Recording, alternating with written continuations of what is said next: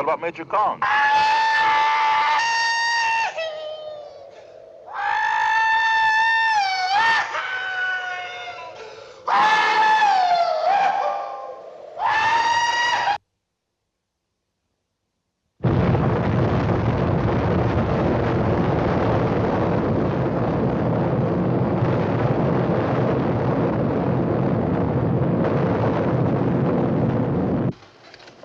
Mr. President, I would not rule out the chance to preserve a nucleus of human specimens. It would be quite easy. At the bottom of some of our deeper mine shafts, radioactivity would never penetrate a mine some thousands of feet deep. And in a matter of weeks, sufficient improvements in dwelling space could easily be provided. How long would you have to stay down there? Well, let's see now.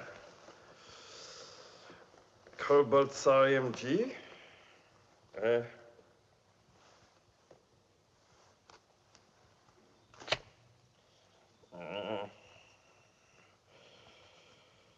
Radioactive half-life of...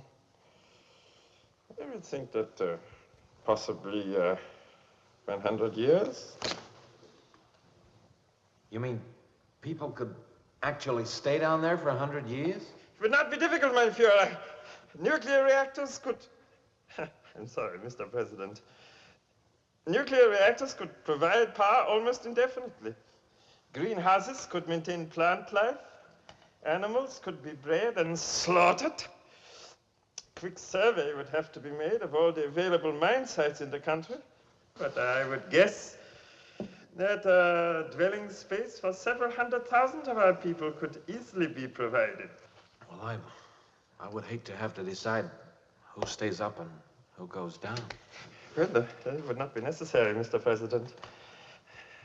Could easily be accomplished with a computer. And the computer could be set and programmed to accept factors from youth, health, sexual fertility, intelligence, and a cross-section of necessary skills. Of course, it would be absolutely vital that our top government and military men be included to foster and impart the required principles of leadership and tradition.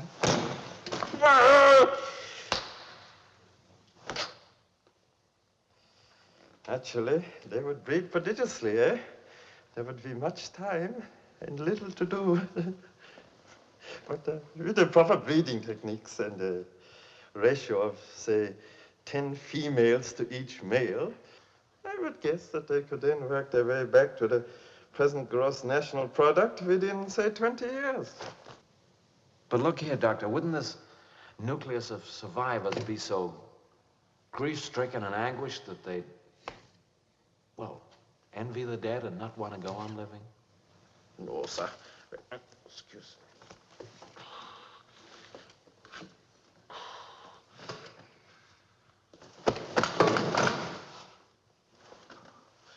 Also, when they go down into the mine, everyone will still be alive.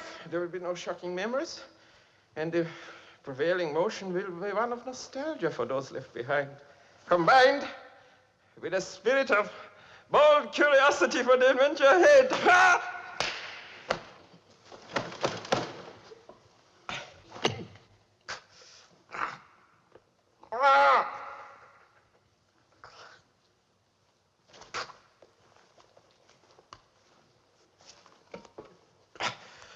Doctor, you mentioned the ratio of 10 women to each man. Wouldn't that necessitate the abandonment of the so-called monogamous sexual relationship? I mean, as far as men were concerned. Regrettably, yes. But it is, you know, a sacrifice required for the future of the human race. I hasten to add that since each man will be required to do prodigious service along these lines, the women will have to be selected for their sexual characteristics, which will have to be of a highly stimulating nature. I must confess, you have an astonishingly good idea there, Doctor. Thank you, sir. I think we ought to look at this from a military point of view. I mean, Supposing the Ruskies stashed away some big bomb, see, and we didn't. When they come out in 100 years, they could take over. I agree, Mr. President.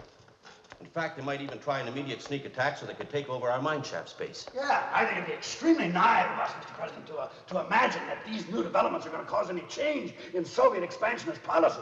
I mean, we must be increasingly on the alert to prevent them from taking over other mine shaft space in order to breed more prodigiously than we do, thus knocking us out through superior numbers when we emerge.